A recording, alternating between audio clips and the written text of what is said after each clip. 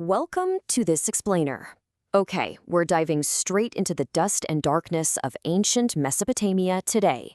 We're going right to the very cradle of civilization to uncover the real story of its absolutely most fearsome deity, Ereshkigal.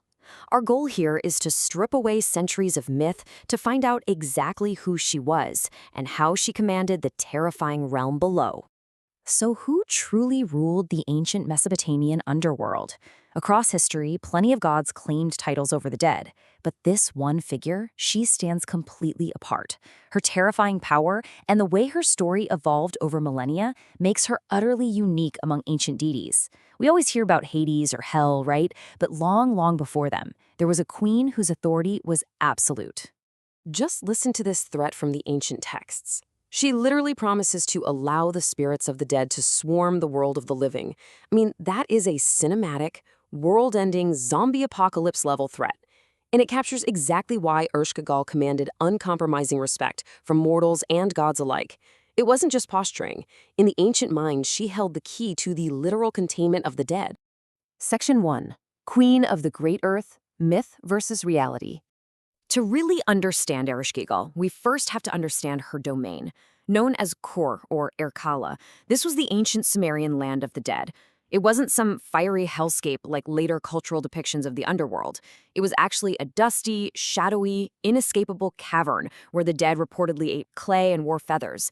And she ruled this bleak, subterranean world with an iron fist, even as the cast of other underworld deities kind of rotated around her as human beliefs shifted. But here is the massive irony of Ereshkigal. In mythology, she's this apocalyptic, deeply feared ruler. Yet in historical reality, her actual cult following was virtually non-existent. She only had one main temple in the entire region, located in the city of Kutha, and archaeologists have found 0 everyday people named after her.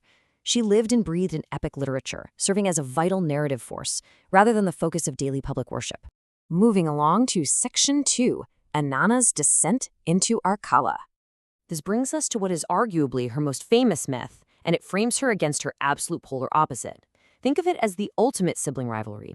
You've got Inanna, the radiant queen of heaven, clashing with her older sister, Ereshkigal, the queen of Irkalla.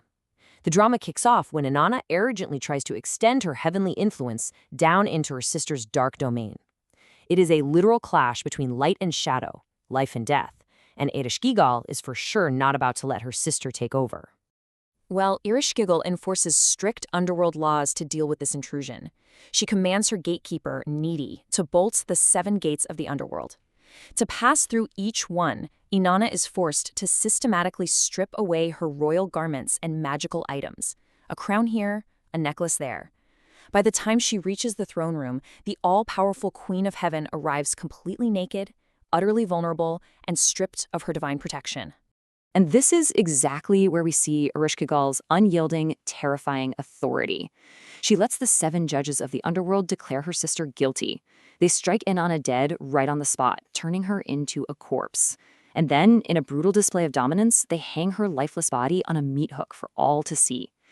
Ereshkigal plays absolutely no favorites, not even for family. The laws of the underworld apply to everyone, even the highest gods. Now, the water god Enki does manage to engineer a clever rescue. He creates these sexless beings who slip past the gates to revive Inanna with the food and water of life. However, Irkalla has an unbreakable rule: a soul for a soul. The cosmic balance has to be maintained. If Inanna leaves, she must provide a replacement. So ruthless demons drag Inanna's unmourning husband, the shepherd god Dumuzid, down into the dark in her place. It just proves that no one escapes Ereshkigal's realm without a heavy, heavy cost. Section 3. The Underworld Romance. Marriage to Nergal. The drama here kicks off at a divine banquet. Since Ereshkigal obviously can't leave the underworld to attend, she sends her vizier Namtar to represent her. But the war god Nergal blatantly disrespects Namtar at the feast, refusing to stand for him. This insult triggers Ereshkigal's immense wrath, and she demands Nergal be dragged down to her realm to atone. You simply do not disrespect the Queen of the Dead. Before Nergal descends, the god Ea gives him a strict survival guide for the underworld. Do not sit, do not eat or drink, do not wash, And above all else, do not sleep with Ereshkigal. It's basically a guide to avoiding the permanent entrapment of the underworld. But, as we're about to see, the hot-headed god of war is notoriously terrible at following instructions. Nergal manages to break that final rule spectacularly. He entirely succumbs to temptation, lying with Ereshkigal for 6 straight days. I guess the underworld has its charms, right? But on the 7th day, he sneaks out of bed and flees back to the upper world, leaving the Queen of the Dead furious and totally abandoned. Not exactly a graceful exit. So when a disguised Nergal tries to trick his way out of returning, Ereshkigal drops that ultimate threat we talked about earlier. I will open the gates of the underworld and allow the spirits of the dead to swarm the world of the living. Unsurprisingly, threatening a literal zombie apocalypse works wonders. The gods immediately force Nergal right back down to her throne room to face the music. You know, ancient mythology is rarely straightforward, and this story actually has 2 wildly different endings. In one text, it's a violent conquest where Nergal attacks her, dragging her off the throne by her hair before agreeing to a power-sharing marriage. In another, it's a peaceful, highly impetuous reunion where they simply rush straight back into her bedchamber. Either way, the deal is struck.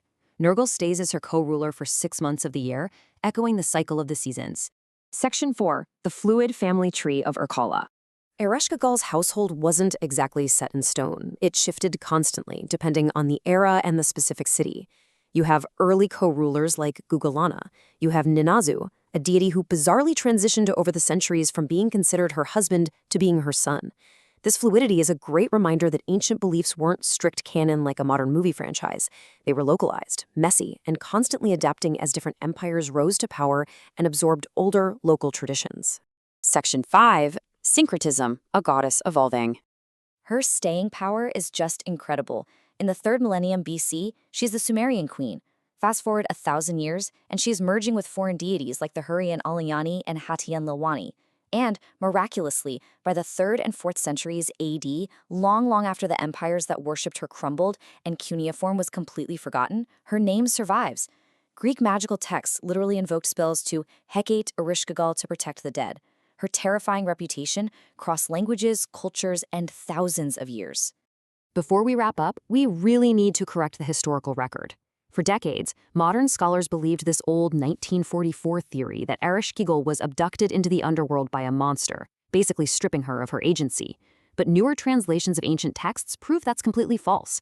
The underworld was actually given to her as a dowry. She wasn't a victim trapped in the dark. She was its legitimate, recognized ruler from the very beginning. So, that leaves us with this massive question to ponder. How did a goddess with almost no temples forge a legacy that outlasted the very civilizations that birthed her? Ereshkigal was relegated to the shadows of the pantheon, yet through sheer mythological terror and an uncompromising grip on the ancient imagination, she became an immortal symbol of the underworld. Thanks for joining me on this explainer, and always keep questioning the history you think you know.